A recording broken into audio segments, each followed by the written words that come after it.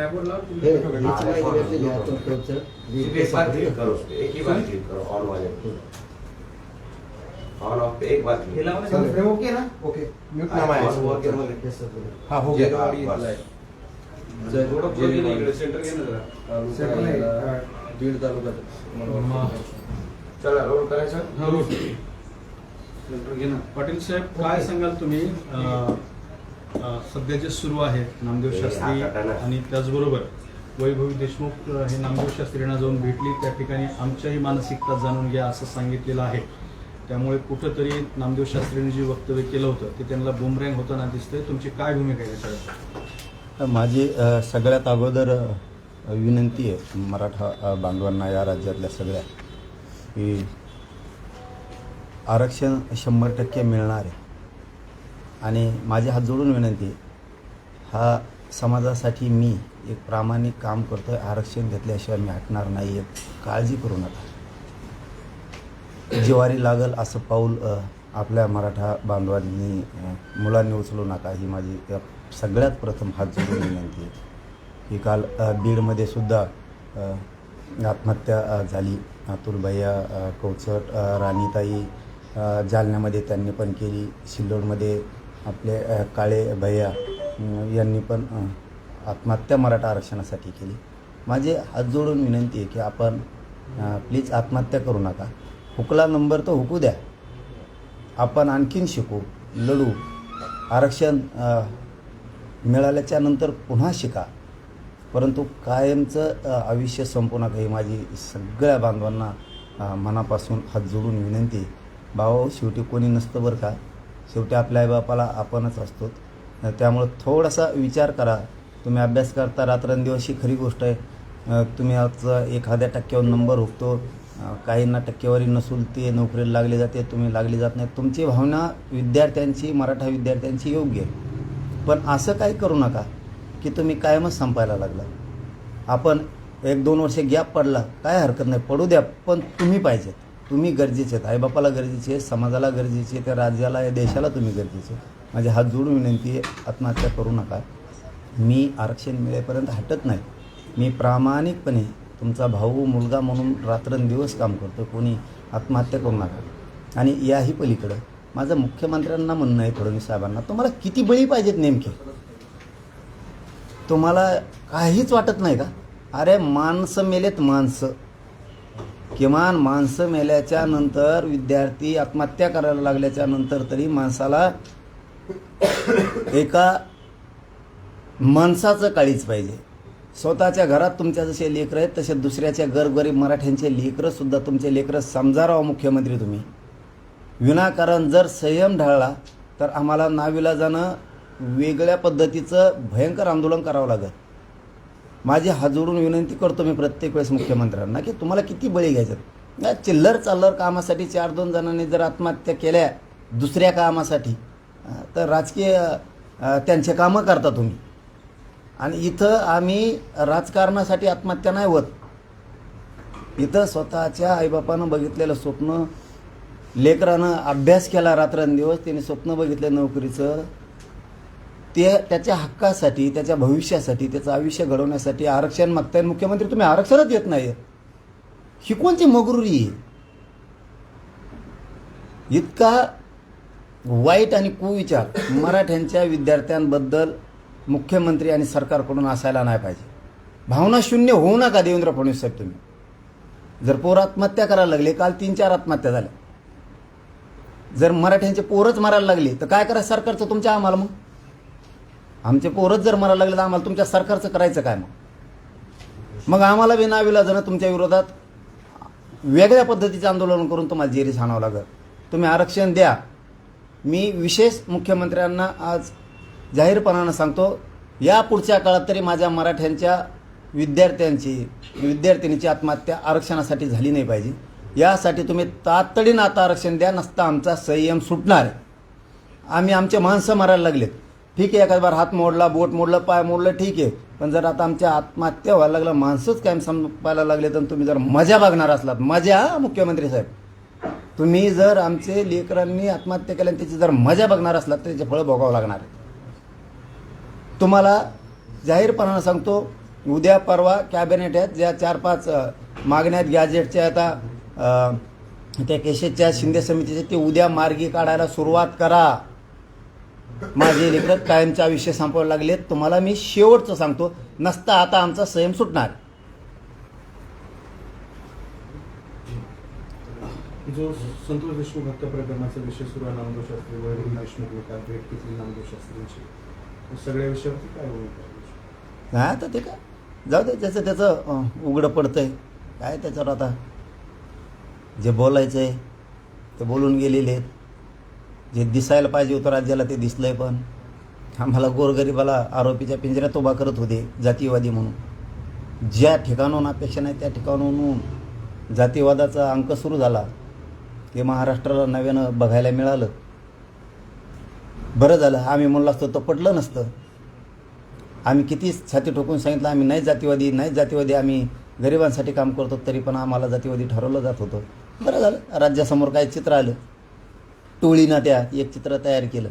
कुणाकुणात खरा किती ठासून जातीवाद भरलेला. जाऊ द्या, कोणाची किती भक्कम बाजू असू द्या कोणाच्या पाठीमागं, दुसरी बाजूसुद्धा आमची बाजूसुद्धा पक्की असू द्या. भक्कम कोणाची, आमची लय पक्की. वैभवीने तिथं जे म्हटलं की आमची मानसिकता जाणून घ्या, शब्दच काय आहे ते झाले चुकीचेच होते. प्रचंड असले शब्द, विखारी शब्द, जातीय सलोखा बिघडवणारे शब्द हे पहिल्यांदाच महाराष्ट्राने ऐकले होते त्या दिवशी. म्हणजे आरोपीची बाजू घेऊन त्यांची मानसिकता तपासायची. पण संतोष भैयाच्या बाजूनं, न्यायाच्या बाजूनं उभा राहायचं नाही. हे विखारी शब्द या राज्यानं पहिल्यांदाच ते ऐकले होते. त्यामुळे पुरं राज्य हळहळलं आहे. पुरं राज्य लोडमध्ये आलं होतं की ज्या ठिकाणाहून असे शब्द यायला नको त्या ठिकाणाहून आलेच कसं काय. ओरगळ बारगळ असलं तर ठीक आहे, एखाद्यावर होतं, एखादा नेता फेता आहे, कार्यकर्ता आहे, त्याच्याकडून होत असतं एखादा शब्द. पण अशा इतक्या उच्च कोटीच्या लोकांकडून सुद्धा असे राजकारणासाठी आणि जातीयवादासाठी आरोपीचे समर्थन करणारे शब्द प्रयोग होत असले तर हे महाराष्ट्राचं लय मोठं दुर्दैव आहे. परंतु त्या निमित्ताने जाऊ द्या, विचार तरी बाहेर आले पोटातले होटाव आणि राज्यानं प्रत्यक्ष बघितलं. असं आहे की शास्त्रीजींनी असं म्हटलं की गड हा धनंजय मुंडेंच्या पाठीशी, आणि दुसऱ्या दिवशी शास्त्रीजी म्हणतात की गड हा संतोष देशमुखच्या पाठीशी. या भूमिकेबद्दल तुमचं मत काय? नाही, माझं काय म्हणणं नाही. मी बाबाला दोषच नाही दिला त्या दिवशी, नाही आजही देत नाही. बाबाजीला दोषच नाही देत. करून घ्या, टोळी चित्र आहे. स्वतःचं पाप झाकायसाठी देव धर्म काहीही कळाना, तर टोळी विचित्र आहे. ती टोळी अशी केलंय पाप आपण, पण आता झाकायचं कसं. आता झाकतच नसतं ते, कारण लोकांनी लय वाईट परिस्थितीतून गेले. काही लोक नुसत्या ओबीसी नावाखाली अन्याय सहन केला त्यांनी, फक्त तेवढ्या नावाखाली. काही गरज नव्हती अन्याय सहन करायची, पण तरी त्यांनी सहन केला या टोळीचा. कारण मस्त ते ओबीसी आहेत, पण ओबीसीवर बी अन्याय झाला. पण ओबीसी एवढ्या नावासाठी ते व्यक्त होत नव्हते, बोलत नव्हते. पण बोलायला पाहिजे लोकांनी. उगाच ओबीसी मराठान हे ते करीत बसण्यापेक्षा ना, अन्याय झाला ना लोकांनी व्यक्त झालं पाहिजे. मग ते जात कोणची असो. मग काय ओबीसीच्या नावाखाली काय यांचं काय माणसं मारून घेता आपले. बोललं पाहिजे. आणि आता लोक मात्र व्यक्त व्हायला लागले. बस म्हणतात आता काय नाही, ओबीसी असो, मराठा असो, हिंदू दलित मुस्लिम असो, आता लोक बोलायला लागले. आणि ते सत्यता आहे की ते विचित्र टोळी आणि संपलीच पाहिजे. संपणार आहे. जवळपास 2 महिने होत आले जातात या सगळ्या प्रकरणाला, पण अजूनही एक कृष्णा आंधळे का सापडत नाही? अहो दादासाहेब, एक नाही लय ये पळीला वाटतं ये ठोकायला पाहिजे. हो, तपास यंत्रणाने असे ढोपर आणले पाहिजे. यांचे लय मोठी टोळी आहे ती. खंडणी मागणारी वेगळी आहे, खून करणारी वेगळी आहे, छेडछाडी करणारी वेगळी आहे, घर बळकणारी वेगळी आहे, जमीन बळकावणारी वेगळी आहे. आणि या पैशाचा या असल्या डाके टाकून चोऱ्या चट्टे करून खंडण्या मागून पैसे कमवलं. राजकारणात मजा वाटली नासायला, गाड्या घोड्या मोठमोठ्याला घ्यायला लय गोड लागत होतं. आता काय आहे, तेव्हा गोड लागलं. आता का त्याचे का पैसे का ते इतके पैसे असते का, त्याला काय करायचं, 5-25 कनिंग भाडतात भाऊ, इतके पैसे आहेत. ते मंत्र्याचे आहेत कोणत्या तरी, त्याला काय करायचं एवढ्या पैशाचं. एवढे पैसे काय देणं घेणं नाही त्याला. का सापडत नाही तो आरोपी असं तुम्हाला काय वाटतं? सीआयडी सारख्या यंत्रणेला एक आरोपी का सापडत नाही 2 महिने साध्या एका छोट्या खेडेगावात? सापडत लपला असं पदराच्या आडून लपला असं सापडत. दुसरा मुद्दा पाटील, 3 तरुणांनी आत्महत्या केल्या, तुम्ही तो विषय घेतला होता, त्यांची नावं परत एकदा सांगता येईल का आणि त्या संदर्भात तुमच्या सरकारला काय इशारा? माझी एक मुख्यमंत्र्यांना हात जोडून पुन्हा विनंती आहे, आणि विशेष करून आधी मराठा समाजाला, मायबाप हो तुमच्या पाया पडतो, न मिळणार आरक्षण मिळालं. मी माझं कसं असन, अडाणी असन, शिकलेला असन, कसं असन, पण आपल्या गोरगरिबांच्या लेकरासाठी आरक्षणाचं काम करतो. तुम्ही आत्महत्या करू नका, मी तुमच्या पाया पडतो. मला कोणाची गरज नाही या राज्यात, पण तुमची लई गरज आहे मराठा बांधवाची. मी पाया पडतो तुमच्या, तुम्ही फक्त आत्महत्या करू नका. जर 1% हुकला ना, हुकू द्या, धाडशी बना, धाडशी. रिपीट करू 1-2 वर्ष, रिपीट करा. नका आपल्या आईबापापासून लांब जाऊ. आपल्या आईबापाला कोणाचा आधार नाही हा दुसरा. माझे हात जोडून विनंती, पुन्हा कुणी नाही. बीडला आत्महत्या झाली, अतुल भैया कवचटांनी राणीताईंना बदनापूरला केली, काळे भैयानं आपल्या इकडं शिल्लोडला केली. तुम्ही आत्महत्या नका करू. नसल आरक्षण तुम्ही यावेळी हुकलात, तुमचा दोष नाही. तुमचे आईबापा कष्ट करून तुम्हाला पैसे पुरवतात. तुम्ही स्वप्न बघितलेलं असतं की मला नोकरी लागावी. तुम्हाला हेही दिसतं की दुसऱ्याला टक्के नसून लागला आणि मला टक्के असून लागला नाही. तुमची भावना योग्य आहे, पण नाविलाज आहे. त्याच्यासाठी आरक्षण मिळेपर्यंत रिपीट का होत नाही, होऊ द्या. 1-2 वर्षे लेट व्हा, काही फरक पडत नाही. तुम्ही पाहिजे, तुम्ही कायमचे संपू नका. आईबापांनी खूप कष्ट करून तुम्हाला शिकवलंय. आणि आता मुख्यमंत्र्याला सांगतो, तुम्हाला किती बळी पाहिजेत फडणवीस साहेब? तुम्हाला काहीच वाटत नाही. अहो, दुसऱ्या कारणासाठी 4-2 जणांनी जर मेले, आत्महत्या केल्या, तर तुम्ही पुनर्वसन करता वेगळ्या कारणासाठी. आणि हे भविष्य मागतात, भविष्य. राजकारण नाही मागत, हे राजकारणासाठी नाही, त्यांना काही मिळावं म्हणून नाही, हे भविष्यासाठी त्यांचं हक्काचं आरक्षण मागताय. तुम्ही देत नाहीत, तुम्हाला माणुसकीच नाही. माणुसकी शून्य झालात तुम्ही. फडणवीस साहेब, तुम्ही मराठ्यांचे मुद्दे नका पडू देऊ. संयम सुटला तर आम्हाला राज्यात वेगळं आंदोलन करावं लागेल. शेवटी जातीच्या लेकरापेक्षा मोठं आम्हाला काय नाही. तुम्हाला थोडं तरी वाटायला पाहिजे. तुमच्या घरातल्या लेकरासारखं आमच्या घरातलं लेकरू का समजत नाही तुम्ही आरक्षणाच्या बद्दल? असू दे, तुम्हाला काही द्वेष असेल, राग असेल तर ते नंतर बघा ना. पण लेकरांनी काय केलं राव? गोरगरिबांच्या लेकरं धड आत्महत्या करायला लागलेत मराठ्यांच्या. आमचं संपायला लागलेत. हात मोडला, पाय मोडला, ठीक आहे, काय वाटत नाही, मोडू द्या. हात मोडला, पाय मोडला असं म्हणता येईल.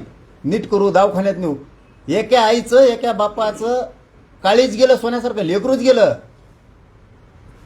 तरी तुम्हाला मर्यादा येत नाही मराठ्यांविषयी.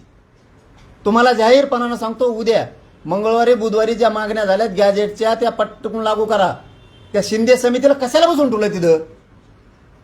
साधे जाणून बुजून कामं करत नाहीत. याच्या तुमच्यामुळे आत्महत्या व्हायला लागल्यात. मग आमचे पोरं मग तुमच्यामुळं मरायला लागले. तुम्ही फक्त देतो म्हणता आणि देत नाहीत. याचा अर्थ असा आहे की तुम्ही जाणून बुजून आमच्या मराठ्यांच्या पोरांच्या आत्महत्यात सुद्धा राजकारण करायला लागला. त्यांच्यावर नको हो खेळू, त्यांच्या बलिदानावर नका खेळू. मी हात जोडून सांगतो तुम्हाला फडणवीस साहेब, त्यांच्यावर कशाला राजकारण करता? त्यांच्या बलिदानावर कशाला ते टाळीवरचं लोणी खाल्लं असं? तुम्हाला मर्यादा येऊ द्या. तुमच्या घरातलं लेकरू, मराठ्यांच्या घरातलं समजा. तुम्ही ज्या सगळ्या केसेसपासून, गॅजेटपासूनच्या आणि शिंदे समितीला कामाला लावून मंगळवारी बुधवारी उद्या तातडीनं ते मार्ग काढा, ही माझी तुम्हाला विनंती आहे. कारण माझे माणसं पोरं मरायला लागलेत, मरायला. हात पाय नाही मोडला त्यांचा मुख्यमंत्री साहेब. नसता आंदोलन उग्र करावं लागेल ना मला राज्यात. आणि मला जातीपेक्षा काय मोठं नाही. मी नसतो गिनीत, मग मी सुरू करीन. माझे हात जोडून शेवटची विनंती आहे की तुम्ही तातडीनं हे मंगळवारी बुधवारी मार्ग काढा. कारण आमचे लेकरं मरायला लागलेत, लेकरं. आणखीन आत्महत्यांचे पैसे द्यायला तयार नाहीत. तुम्ही जाणून बुजून मराठ्यांना वेठीस धरू नका. तुम्ही समजून घ्या. जर संयम सुटला तर मी सरकार फरकार काहीच बघणार नाही. आणि मराठा बांधवांना विनंती आहे, लेकरा हो, नका रे आत्महत्या करू. तुम्ही आरक्षणच देतो, दम धरा. हो दे रिपीट, 1 वर्ष रिपीट होईल. फक्त इथून पुढं मराठ्यांच्या पोरांनी आत्महत्या करू नका. आईबापासाठी तुम्ही गरजेचे आहेत, माझ्यासाठी गरजेचे आहेत. माझा शब्द आहे का? फक्त आत्महत्या करू नका. पाटील, वडेट्टीवार असं म्हटले की प्रत्येक ठिकाणी जरांगे पाटलांनी समोर यायची गरज नाही. काय? वडेट्टीवार, विजय वडेट्टीवार असं म्हटले की प्रत्येक ठिकाणी जरांगे पाटलांनी समोर यायची गरज नाही. प्रत्येक ठिकाणी म्हणजे कोणचे? कुठलीही गोष्ट झाली की जरांगे पाटलांनी समोर यायची गरज नाही असं त्यांचं मत आहे. का ती तुमचे घटना घडली असेल, काय घडलं असेल? आणि मग आणि तुम्हाला ठेवायचं काय सगळं वरबडायला? आम्ही बोलायचंच नाही काय गोरगरिबाच्या बाजू आहे ते काय बिचळ काय रे? त्याला काय दम नाही का ना काय? मागं बोललो होतं मी, त्याला काय बोललो का हेंद्र्याला? परत मग बोलल्यावर राग येतो आणला. आम्ही बोललो नाही त्याला, तो बघ ना उद्योग तिकडं. तो काय ठेका घेतला काय? सगळ्याच बोलायचं नाही, आम्ही बोलायचं नाही. तो कोण लागून गेला? का बोलायचं नाही? गरीब शेतकऱ्याच्या बाजून बोलायचं नाही, दलित मुस्लिमाच्या बाजून बोलायचं नाही का? गोरगरीब ओबीसीच्या बाजूने बोलायचं नाही, मराठ्यांच्या बाजून बोलायचं नाही. का बोलायचं नाही? कशामुळे बोलायचं नाही ते सांगा आधी. उगाच शानपट्टी मारीत जाऊ नको. इथं आमचे हाला आम्हाला माहिती आहे, मेले 4 पोरं आमचे. देतो का आता तू? माकडं उठते तर बोलत येतं कोणकडे बी. याचं विरोधी पक्षनेता असला असतो कसला. न्याय मंदिर याला म्हणते काय गोरगरिबाचं? न्यायाची जागा तेवढी आहे फक्त. विरोधी पक्ष मेले 4 पोर आमचे, देतो का भरून? म्हणा प्रत्येक ह्याच्यात बोलत जाऊ नको. तो का ठेका घेतला का एकट्याने? मराठीचा मत घेता कुकड लागत का? ते छगन भुजबळ म्हणाले की मला फक्त माझ्या ओबीसी आणि भटक्या विमुक्त आरक्षणाची काळजी घेता येते. घे, हेच केलं तो आयुष्यभर. ते त्याला घेऊन द्या कोणाची काळजी घ्यायची. मी आहे इकडं, मी घेतो मराठ्यांच्या आरक्षणाची काळजी. त्याला घेऊन द्या. त्याला सांगितलं आपल्यामध्ये बोलायचं नाही. हां लय थोडं झालेलं देवारा होईल आणखीन. मग तू तुपलं बघ, मला देऊच नको, नाद लागू नको माया. राम शिंदे यांच्याबद्दल तुम्ही जे वक्तव्य केलं होतं त्याला राम शिंदे असं म्हणाले की माणूस चांगला आहे पण आता 600 मतावर आलाय. तर राम शिंदे म्हणतात 2029ला बघू, पुन्हा एकदा दाखवू. 2031ला पुन्हा कर्जत जामखेडची निवडणूक लढवण्याचा त्यांनी निर्धार करताना वक्तव्य केलेलं आहे की 2029ला बघू. मी कुठं काय बोललो त्यांना? मी काय बोललो नाही. तुम्ही म्हणजे माणूस चांगला आहे आता हा मग चांगलाच म्हणलो मी. काय उभा राहून 600 मतांवर आलाय असं काहीतरी. नाही मी नाही म्हणायचं. लकाच कोण म्हणत असतो मी. त्याला काय व्हायचं असं मध्ये कोणाला मी म्हणलोच नाही. ते काहीतरी विषय चालू होता तिथं त्यावेळेस. तर मग ते विषय निघाला तर म्हणलं अरे असा विषय चालू होता. ते तेव्हा माणूस लय ग्रेट आहे राव. जातपीत खड्ड्यात गेली म्हणलं तिकडं. लय ग्रेट माणूस आहे, सज्जन माणूस आहे, असा विषय चालला होता. 600 मतावर आला, 500 मतावर आला. आपण नाही म्हणलो. आपण टिंगल नाही करत कधी कोणाची. आणि आलं का आलंच मत असतो मग त्याला काय तो. पण ते स्वभावावर विषय चालला होता. म्हणलं चांगलं परत सर्वोच्च पद बी मिळालं. माणूस ग्रेट आहे, जात बघत नाही काय नाही, सज्जन माणूस आहे, काम करतो प्रत्येकाचा. असा तो विषय चालला. ते टीका टिप्पणीच्या बद्दलचा कसलाच विषय नाही आपला त्यांच्याबद्दलचा. दुसरा महत्वाचा एक मुद्दा तो म्हणजे काल महाराष्ट्र केसरी कुस्ती स्पर्धा झाली. तर कुस्तीच्या दरम्यान जो वाद झाला, एका खेळाडूनं पंचाला मारलं, दुसऱ्या खेळाडूची बाजू ऐकून घेतली नाही, निर्णय जो आहे त्या निर्णयावरती आक्षेप घेण्यात आलेले आहेत. तर त्याच्यावर तुमचं काय मत आहे, काय वाटतं तुम्हाला? त्यात नाही कळत जास्त, त्यात नाही कळत. त्यात काय बोल हे बोल ना आता ते आता. हा ते विरोधी पक्ष ते बोल ना. ते म्हणतो सगळ्यात बोलू नको, ते बोल ना आता. मराठा आरक्षणावर बी तेव्हाच बोल ना आता. तुम्ही कुस्ती खेळायला नंबर 1 माणूस आहे ना महाराष्ट्रात. तुम्ही चितपट करता डायरेक्ट बोलून तुम्हाला प्रश्न. हा नाही मग आता ही आहे ना सध्या याच्याकडे खातं दिलेलं आहे वगळंटीवार काय वगळंटीवारकडे दिलेलं आहे आता. बरं ते आता ते हे आमच्या मराठ्यांच्या आरक्षणाचा विषय मांडतील आणि ते विरोधी पक्षनेते साहेब परत आमच्या आत्महत्या झाल्यात त्याचा विषय मांडतील आणि कुस्तीचं बी आता ते मांडतील. त्यांना ज्ञान आहे, मला त्यातलं कळत नाही. ज्ञानी महात्मा दिलाय ना आता. ते महात्मा बोलतो का बघू ना आता. काय तोंड घालायची गरज घेराव त्याला मला घेणं देण्याची. सगळं साफ झालं तरी. तुम्ही आता म्हणाले की ते आरोपी आहे संतोष देशमुख जे सापडले त्यांना पडद्यामागे घातलं होतं. हा पडदा कुणाचा आहे? म्हणजे कोण पडद्यामागे घालतोय, लपवतोय? लपणार नाहीच. यंत्रणा तर सोडणारच नाही. आणि यंत्रणेने सोडले ते दुष्परिणाम वाईट असणार आहेत आणि काही फरक पाडणार नाही. पण टोळी आहे आणि लय मोठी. कोण? अरे हे समजा याची म्हणा त्या धनंजय त्या मुंडेची. म्हणजे धनंजय मुंडे आरोपींना लपवत आहे असं म्हणायचं. आणि मग टोळीत त्याची आहे. तिच्या याच्या धंदावरून टोळीत त्याची आहे. टोळी कोणाची आहे?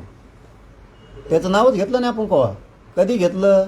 20-25 दिवस झाल्यावर धनंजय देशमुखांना पोलीस स्टेशनमध्ये जाऊन धमकी दिल्यावर आपण आपल्या चॅनलच्या माध्यमातून सगळ्या सांगितलं होतं की तो हे लोक आवरेव. त्याने आवरायचं सोडून त्याने महाविरोधात उठविली. धनंजय देशमुखला धोका झाला नाही पाहिजे. तो हे लोक आवरवतो. त्याने महाविरोधात उठविले. मायावर केशी करायला लावल्या. फोटोलाच काय हार घालतो, हे काय चपला हाणतोय बेट्या, तू काय ह्याला माया नादी लागतो. आणि ती टोळी एक खंडणी मागं ती चोट्टे चाट्टे बलात्कार छेडछाड्या जमिनी हडपीने कोणाचं टायर चोरून आणणे पंक्चर दुकानावाले हे चोरटी धल्लं काही उचलून आणतात हे म्हणजे गचळ टोळी गचळ असली टोळी ही कीड आहे कीड राज्याला लागलेली आणि त्यांच्या समाजाला सुद्धा काय एवढी पत होती त्यांची बीड जिल्ह्यात यांच्यामुळं ना ह्या धनंजय मुंड्याच्या टोळीमुळं त्यांना खाली मान घालून जगायची वेळ आली आता वाटतंय की त्यांच्या श्रद्धास्थानाला सुद्धा याच टोळीनं कलंक लावला असणार आहे त्यावेळेस त्यांचा एक मोठा नेता आहे त्यांना सुद्धा जिवंतपणे मरण्यातना याच टोळीनं भोगायला लावल्यात असा संशय येतो हीच टोळी आहे टोळी हे कोण थांबा आम्हाला किती दिवस बघतो ते घेतात का नाही त्या टोळीकडं जनताच बघा असं आहे की त्याच धनंजय मुंडे सोबत निवडणुकीच्या आधी रात्री मध्यरात्री तुमची भेट झाली होती त्याबद्दल तुम्ही कधी काय बोलले नाही काय त्याच्यामध्ये त्यांनी तुम्हाला म्हटलं होतं जरा सांगा आता या असं जर टोळी वाटते तुम्हाला तर आणि टोळी वाटत आहे तुम्हाला वाटत नाही सांगाल काय ते काय ही थोडंच आहे त्या टायमाला म्हणलो होतो मी आलता म्हणून मी काय नाही म्हणलो काय काय बोलणं झालं हे काय काय बोलणं असतं त्या टायमाला दुसरं काय असतंय तुम्हाला माहित नाही दुसरं काय हा तेच ना सांभाळा अमकं तमकं दुसरं काय असतंय त्या टायमाला काय बोलणं असतं आणि मी तेवढंच गेलतो तो आलता निवडणुकीत सांभाळा असं म्हणतो होते. अरे तेच काही आता कोण आलेलं नको सांभाळा म्हणून जाऊन द्या हां तेच काय आलेला कोण नाही म्हणून तिथं आलेला कोणचा म्हणून नाही सांभाळा मग तिथं काय होतं तिथं काय वाटप होती वय खरी खोबरं वाटत होतो आम्ही तिथं होतं काय तिथं कोणी पण येत होता प्रत्येक वेळ पण इतकं नीच वृत्तीची टोळी असेल त्या टायमाला आम्हाला तरी काय माहित त्यासोबत कराड पण होते वाटतं वाल्मिक कराड पण हा मग होतच होतं का म्हणजे काय ते काय प्रधानमंत्री आहे काय अरे मला माहित नाही ते काय झालं ते आलं रातची आणि आम्ही म्हणलं काय भेटायचं नाही पण ते थांबलेले होते बाहेर पण ते बरं ते थांबलेली वेळ असल्यामुळं मी कसं आहे मला हृदय आहे माणुसकी आहे म्हणलं दादा को उभा करा जाऊ दे घ्या भेटू तर त्यांनी सांगितलं त्या धनंजय मुंडेंनी सांगितलं ह्यो सरमाडे म्हणून काय ना हा ते ये म्हणून अरे म्हणलं हे का ते हार्वेस्टरचे पैसे बुडील्याला माहीत आहे नव्हतं आणि मग ते लगेच बाहेर गेलं मी तेवढं म्हणलं की तेवढंच बाकी काय काय झालं काय त्यांनी जरा शब्दशः सांगा ना काय घडलं होतं त्या तिच्या याची हुंबल सांगा तुम्हाला लय ही लागली आम्ही म्हणतो दुसरं काय आहे तिथं माझ्याजवळ तेवढं एकच तिथं येणारा प्रत्येक माणूस निवडणुकीच्या काळात आल्यावर काय मागणार माझ्याकडे देण राहून द्या बाबा प्रचाराला येऊ नका प्रचार येऊ नका टप्पर आहे कोणाच म्हणायची या महाराष्ट्रातच कोणा टप्पर आहे आपल्याला म्हणायची येऊ नका आमचं जुळलं नाही त्यांच्याकडं आपण हे बघा एवढं सांगितलं म्हणल्यावर ते खोटं बोलून का मीडियाला मी किती खोदून विचारलं तरी येऊ नका म्हणायची टप्परच नाही आपल्याला कोणाचीच फक्त आमचं समीकरण जुळलं नाही त्यामुळं 4 तारखेलाच आम्ही डिक्लेअर केलं होतं की राज्यात कुठंच जायचं नाही आपलं समीकरण जुळणं कुठं जातो दोन्ही मानात आरक्षण देतो महायुती बिन महाविकास आघाडी म्हणजे काय बसायचं कोंकड हिंडत आम्ही आमचं समीकरण जुळलं नाही आम्ही स्टॉप येऊन गेलो त्यांनी म्हणून मी ऐकून आणि ते स्वभाव तुम्हाला माहीत नव्ह मग मी ऐकू शकतो तुम्ही काय म्हटले येत तिच्या यायचं खेळवारानं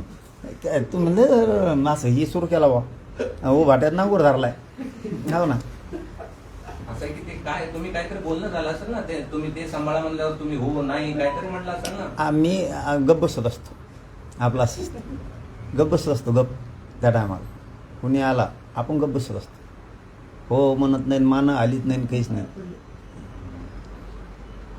पाय बी पडले असं काहीतरी घडलं जाताना डिटेल माहिती घेतली हो आम्ही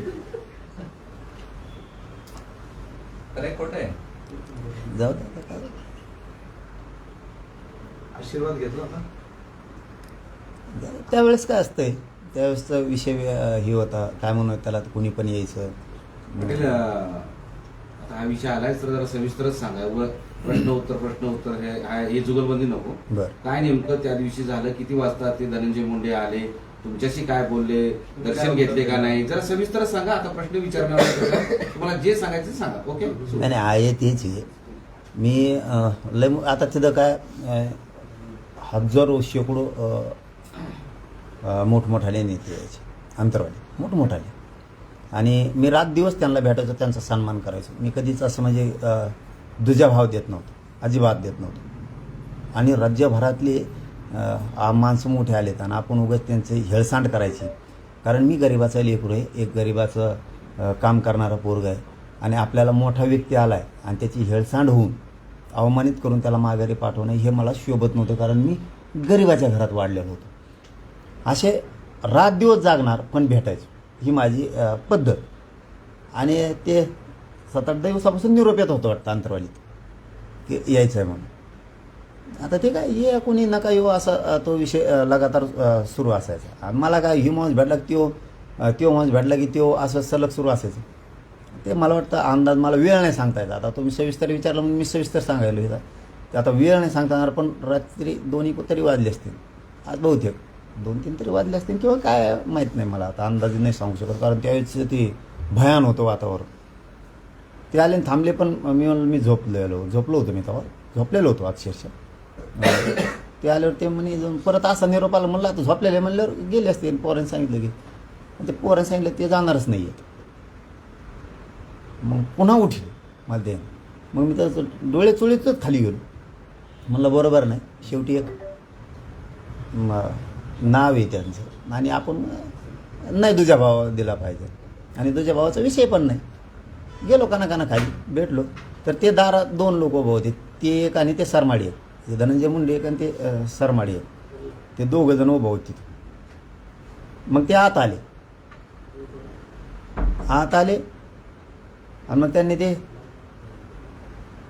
त्याची ओळख करून दिली त्या सरमाड्याची. ती म्हणे हे सरमाडे आहे. म्हणलं हे होय का ते हार्वेस्टरचे पैसे बुडीनारा, कारण ते हार्वेस्टरवाले त्याच्या आधी माझ्याकडे 2 महिन्यापूर्वी किंवा महिन्यापूर्वी अंदाजे आले होते. तर मग त्या टायमाला ते पैशाचा विषय होता. त्यांनी त्या सरमाडीने त्यांना काहीतरी मारलं होतं म्हणून ते लोक नारायणगडावरती आले. तर मग ते देऊन टाका म्हणून सांगितलं होतं ते पैसे. आमच्या ओळखीचा त्यांचा एक कार्यकर्ता होता गेवराईचा, त्याच्याजवळ सांगितलं होतं की हे लोकांचे पैसे द्या, शेतकऱ्याचे नसता. या मॅटरमध्ये मग मी या शेतकऱ्यांच्या बाजूने उभा राहणार. तर मग त्यांनी बोलून घेऊन त्यांना थांबिलं होतं. म्हणून त्यावेळेस मला ते नाव माहीत होतं फक्त. आणि प्रत्यक्ष समजा त्या दिवशी ते आलं तर तेव्हा सांगितलं, त्यांनीच सांगितलं धनंजय मुंडेंनी घेऊ सरमाडे म्हणून. म्हणलं मग हे का ते हार्वेस्टरचे पैसे बुडी द्या, तसं म्हणलं ते सणाक्षच गेलं बाय. असा एवढाच विषय. आणि दुसरं काय, तिथं आल्यावर निवडणुकीच्या टायमाला आल्यावर मग काय असतं सहकार्य, लक्ष ठेवा. निवडणुकीचं काळे मायावर अन्याय झाला होता. मी मायावर ज्यावेळेस अन्याय झाला होता त्या टायमाला मला मराठ्यांचं मोठं केलं तर, मला मराठ्याचे साथी पहिल्यापासून, असं तसं हेच विषय. आणि लक्ष ठेवा. आणखीन काय शब्द होता का भाऊ? भेटीनंतर दुसऱ्या दिवशी थांब ना यार, बोलतायत काहीतरी शब्द होता, मला ते आठवण. बोला, पाटील, सरळ करू नका. लक्ष ठेवा. शब्द ते शब्द होता काहीतरी की लक्ष ठेवा. ना आणखीन एक शब्द होता, नाही असा शब्द होता. आणि मी काय कोणालाच हा म्हणत नव्हतं त्या टायमात. म्हणजे ते जो त्या अनुभव आहे त्यांना, तेच बाकीच्या नेत्यांना पण. बस एवढंच होतं, बाकी काय नव्हतं. पाया बिया पडल्यानंतर काय जाऊ द्या ना आता. नाही जाऊ सांगितलं तर तेवढंच कशाला ठेवता? हत्ती गेला शिपुरायला कशाला सांगा ते पण. त्या प्रक्रियेत असतंच ना. आम्ही असं म्हणायचं का त्यांनी पाया पडल्यात म्हणून? आता मी काय सांगू? नाही तुम्ही तुम्हालाच माहिती आहे, ते तुम्ही दोघंच होते ना, धनंजय मुंडे आणि तुम्ही त्या ठिकाणी. आपण आत्ताच कम काढलो. म्हणजे असं म्हणू शकतो का धनंजय मुंडे आणि तुमच्या पाया पडल्या? सगळेच होते त्याला. आता सगळेच होते ना तसे. पडलेला नकार देताय की बघा.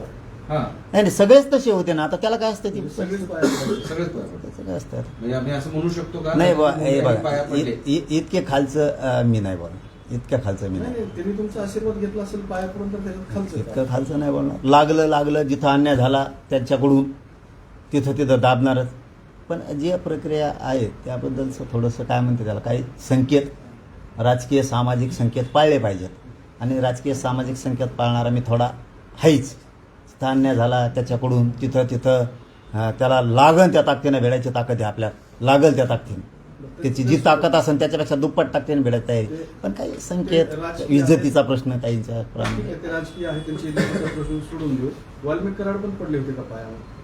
मी काय म्हणतो, ती प्रक्रिया मी म्हणतो त्यात जाऊच नाही. मी म्हणतो बरं का, जे आहे आता ती प्रक्रियाच आहे त्या टायमाची. काय करू त्याला मी तरी काय करू त्याला? पाटील, दुसऱ्या दिवशी कार्यकर्त्यांकडून सांगितलं जात होतं की धनंजय मुंडे भेटीला आलेच नाही, पण तरी पण अफवा करतायत असंही बोललं जात होतं. सगळं माहीत असतं, असं नाही होऊ शकत. असं आणि हा पुकाराला आम्हाला का ते राष्ट्राध्यक्ष थोडाच व्हावं म्हणून तेच नाव जोडल्यामुळं काय म्हणते त्याला आणखीन आपलं नाव उंचवणं असं थोडंच आहे. अरे बाबा, रात्रंदिवस किती का आले तर किती नाही, पण ते राजकीय सामाजिक एक प्रक्रिया आहे. माझ्या मराठ्यांशिवाय या राज्यात कोणाचं पान हलू शकत नाही, कोणाचंच या राज्यात. त्यामुळे येणार सगळे येत आहेत. आणि काय असतं, थोडं राजकीय सामाजिक संकेत पाळले पाहिजेत. शेवटी काही बी नाही सांगितलं पाहिजे असं माझं वैयक्तिक म्हणणं आहे. पण त्यावेळेस आलेला प्रत्येक माणूस, ती प्रक्रिया होती निवडणुकीची म्हणून त्यासाठीच येत होता. कुणी तिकीटं मागायला यायचं, कुणी सहकार्य करा म्हणून यायचं, कुणी म्हणायचं तुम्ही नाही सहकार्य केलं की मी पळलोच. हां, मी म्हणतो पूर्णच ती प्रक्रियाच होती ना. आता ती प्रक्रियाच होती. प्रत्येकजण तिकीट मागायचा, कोणी मदत मागायचा. ती एक भयंकर लाट होती. आजही बी येईन, उद्या बी राहणार आहे आणि कव्हा खेटा म्हणा तुम्ही, ती कायम राहणार. असे ते त्यावेळेस झालं होतं. त्यामुळं लय जेव्हारी लागल असंही मी नाही सांगत, बस का. आता लय जेव्हारी लागल असं नाही सांगत. धन्यवाद.